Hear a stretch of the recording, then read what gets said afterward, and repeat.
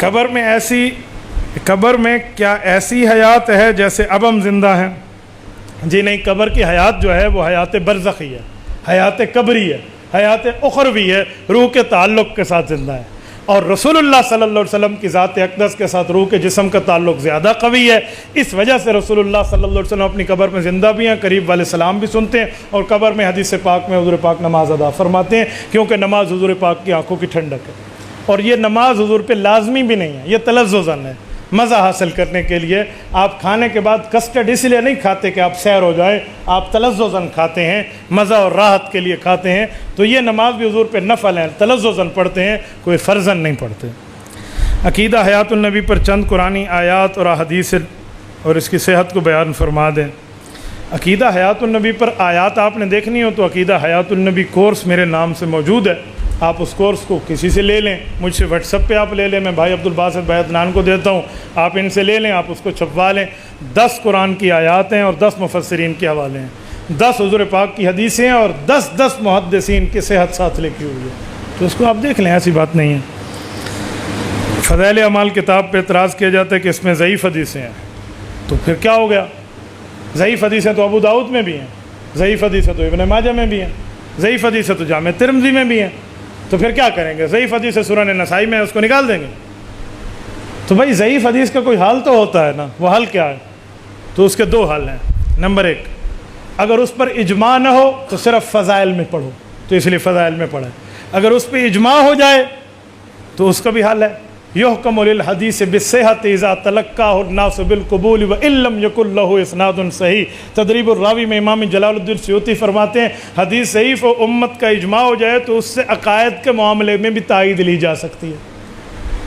اور امام ابن عبد البر مالکی کی کتاب ہے، وہ کہتے ہیں اگر حدیث صحیح ہو تو ٹھیک ہے، ضعیف و امت مان لے تو اس کو صحت کا درجہ مل جاتا ہے۔ آپ پڑھ لیں، یہ اعلام الموقعین کی پہلی جلد ہے، وہ فرماتے ہیں قال ابن عبد البر فی الاستذکار لما حکا عن الترمذی ان البخاری صح حدیث البحر هو الطہور ماؤہ واہل الحدیث لا یصححون مثل اسنادی ولکن الحدیث عندی صحیح لان العلماء تلقوہ بالقبول۔ یہ اصول حدیث ہے کہ جس پر علماء کا اجماع ہو جائے وہ ضعیف حدیث بھی صحیح ہو جاتی ہے۔ تو ضعیف حدیث کا حل بھی ہے، اور حدیث ضعیف نہیں ہوتی سند ضعیف ہے، دوسری صحیح سند مل جاتی ہے تو یکوی بازو بازا، بھئی یہاں سے تھوڑی سی دیوار کریک ہو جائے تو اسے دوبارہ پلسٹر کر دیں، اتنی سی تو بات ہوتی ہے بھائی۔ تو ضعیف حدیث کا جواب بھی علماء کو پتہ ہے نا۔ تو مولانا زکریا کون تھے آپ کو پتہ ہے؟ اس دھرتی پہ امیر المؤمنین کا سب سے پہلا لقب حضرت عمر کو ملا ہے، خلیفۃ المسلمین کا سب سے پہلا لقب حضرت ابو بکر کو ملا ہے، اور امام اعظم کا پہلا لقب حضرت ابو حنیفہ کو ملا ہے، اور اس دھرتی پر سب سے پہلا لقب شیخ اس کا قاضی القضات کے امام ابو یوسف کو ملا ہے، اور اس دھرتی پر سب سے پہلا لقب شیخ الحدیث کا مولانا زکریا کو من لقب فی عالم الاسلامی اولا بشیخ الحدیث۔ تو یہ بندہ حدیث کو ماہر ہے، حدیث کو جانتا ہے، اور میں کیا کہوں، اللہ آپ کو مدینہ منورہ لے جائے، اللہ آپ کی برکت سے ہمیں بھی لے جائے۔ آپ جنت البقیع جائیے، رسول اللہ کے قدموں کی طرف ہے، امام نافع کی قبر، امام مالک کی قبر، قدموں میں شیخ الحدیث مولانا زکریا کی قبر۔ اس بندے نے کتابیں لکھ کے کہا میرے مولا تجھے قبول ہے تو مجھے حضور کے پاؤں میں جگہ دے، یہ آج بھی وہیں آرام فرما۔ تو وہ شیخ الحدیث ہے بابا، وہ معاملات کو جانتا ہے۔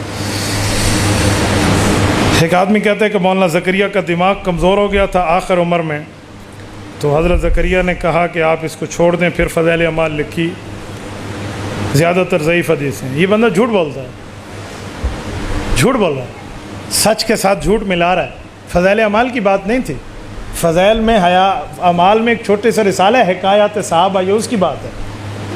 حکایات صحابہ کے وقت شیخ زکریا رحمۃ اللہ علیہ تھوڑے سے بیمار تھے، تو ڈاکٹروں نے کہا کہ حضرت لکھنے پڑھنے والا جو دماغی کام ہے نہیں جس میں دماغ خرچ ہوتا ہے وہ آپ کام نہ کریں، تھوڑا ریسٹ کریں۔ حضرت نے ایک عرصے تک ریسٹ کیا تو پھر کہا یار یہ فارغ دن ہے، حدیث کی خدمت میں لگا دوں، صحابہ کے واقعات لکھ دیں، وہ حکایات صحابہ ہے، پوری فضائل اعمال نہیں ہے۔ تو یہ ایسے ظالم ہے، اس نے اس بیماری والی بات کو پوری فضائل اعمال پہ فٹ کر دیا۔ تو اسے کہو اچھا ایک منٹ، حکایات صحابہ کو ایک طرف رکھ لیتے ہیں، جو باقی فضائل اعمال ہے وہ تو ٹھیک تھے جب بیمار نہیں تھے، اسے تو مانتا ہے، اسے بھی تو نہیں مانتا۔ کذاب تو بات اور کرتا ہے اور حوالہ اور دیتا ہے، بھائی یوں نہیں ہوتا۔ 6 اور 6 12 ہوتے ہیں، 6 اور 6 8 نہیں ہوتے، تیرے 10 روپے چلتے ہیں تو ہمارے بھی چلتے ہیں. اور کمال ہے شیخ زکریا کی, اس نے حکایات صحابہ لکھی اور ایسی ترتیب سے لکھی ہے, اس بیماری کے دنوں میں بھی رہتی دنیا تک اس سے دنیا سلام پیش کر رہی. دماغ کمزور ہو گیا تھا, یہ تو بات ہی نہیں ہے. اتنی بات ہے حضرت, آپ دماغ کو ریسٹ دیں, جسم کو ریسٹ دیں, تھوڑا آرام کر لیں. بھئی میں آپ کو کہتا ہوں حضرت آپ تھوڑا آرام کر لیں, اس کا کیا معنی ہے آپ لنگڑے ہو گئے ہیں؟ میں کہتا ہوں حضرت آپ تھوڑا سو جائیں, اس کا کیا معنی ہے آپ کی آنکھیں بند ہیں؟ حضرت آپ دماغ کو ریسٹ دیں, اس کا کیا معنی ہے تو پاگل ہی ہے بھائی. خدا کے بندے, ریسٹ دینے کا یہ معنی ہوتا ہے کہ وہ پاگل ہو گیا؟ تو کیا لفظ ہے اور کس لفظ کو تم نے کیا سے کیا بنا دیا.